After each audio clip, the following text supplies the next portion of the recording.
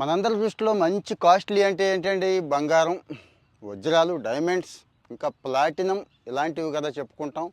వీటికంటే కూడా ఖరీదైంది kilo ₹1,00,00,000, 1 gram ₹1,00,000 అనే చెట్టు అండి. ఆ చెట్టు నుంచి వచ్చిన బంక తెలుసా?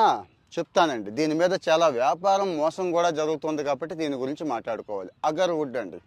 అగర్వుడ్ అనే ఒక చెట్టు ఉంటుంది. ఇక్కడ హిమాలయాల దగ్గర నుంచి మలేషియా, ఇండోనేషియా అంటే పపువా న్యూగినియా వరకు కూడా ఓన్లీ ఆసియా క్లైమాటిక్ కండిషన్స్లోనే ఇది పెరుగుతోందని, ఈ మధ్య ఈ చెట్లు విపరీతంగా నరికేస్తున్నారని చాలా కంప్లైంట్స్ ఉన్నాయి. ఆ గొడవ వేరే అండి. అసలు ఏంటి ఈ అగర్వుడ్ అంటే? ఈ అగర్వుడ్ వేస్తున్నాము, ఇదిగో ఈ ఫ్లాట్ 10 సెంటు 20 సెంటు మామూలుగా అయితే ఎందుకు పనికిరాని స్థలాలు అవి 1,00,000-2,00,000 కూడా వెళ్ళవు.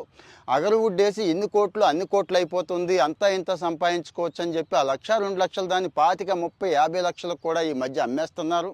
మనాళ్ళేమో పొలోమని వేలం వేల కింద కొనేస్తున్నారు. అసలు అది అగర్వుడ్ ఏంటి అనేది తెలియదు పాపం చాలామందికి.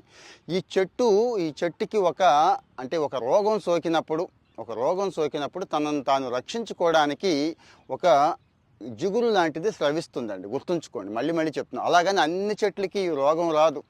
ఏదైనా శిలీంధ్రం అటాక్ చేసినప్పుడు కొన్ని రకాలు మాత్రమే. ఈ జిగురు స్రవించినప్పుడు ఆ జిగురు కూడా 1 రోజు 2 రోజులు కాదండి, 10-20 సంవత్సరాల్లో గట్టిపడి ఆ చెట్టు బెరడు మీద ఒక మంచి రెజిన్ అంటే ఒక మంచి పెర్ఫ్యూమ్ కింద తయారవుతుందండి. ఎంత కాస్ట్లీ పెర్ఫ్యూమ్ అంటే దుబాయ్ షేకుల దగ్గర నుంచి వాళ్ళ పెళ్ళిళ్ళలో వాటిల్లో వీటిని చాలా గొప్పగా వాడతారండి. అంత కాస్ట్లీ అన్నట్టు. అంటే మన పెర్ఫ్యూమ్స్లో కూడా అగర్వుడ్ని అంత బాగా వాడతారు.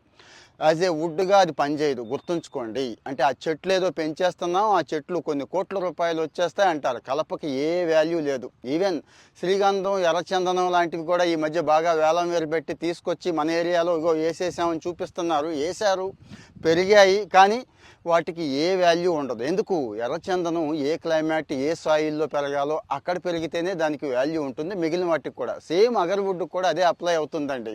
ఇక్కడ మన ప్రాంతంలో కూడా అక్కడ ఇక్కడ అగర్వుడ్ వేసేసాం, కొనేయండి అని చెప్తున్నారు. పాపం కొనేస్తున్నారు. కానీ నేను మళ్ళీ చెప్తున్నాను, కొన్ని చెట్లే, ఆ క్లైమాటిక్ కండిషన్సే. గుర్తుంచుకోండి. మరి ఈ అగర్వుడ్ అనేది ఆ రెజిన్, ఆ బంక్ అనేది వచ్చిన తర్వాత దాన్ని జాగ్రత్తగా గీకి తీసుకెళ్ళి ప్రాసెస్ చేసి ఒక సుగంధ ద్రవ్యాలే కాదండి, ఇంకా చాలా చోట్ల కూడా వాటిని వాడుతున్నారు ఈ అగర్వుడ్ని. సో మరి ఒక మొక్క వేసిన తర్వాత ఎన్ని సంవత్సరాలు పెరగాలి? ఈ పెరిగే క్రమంలో దానికి ఏదైనా శిలీంధ్రం సోకాలి. సోకినప్పుడు తనను తాను రక్షించుకోవడానికి అది రెడీ అవ్వాలి. రెడీ అయ్యి ఆ జిగురు స్రవించాలి. ఆ జిగురుని మనం తీసుకోవాలి, ప్రాసెస్ చేయాలి. ఎంత ఉంది. సో మరి అగర్వుడ్ అనగానే మీరు ఎగబడిపోయి వేలం వేరుగా మోసపోవద్దు. అందుకోసమే ఇది ఇస్తున్నానండి.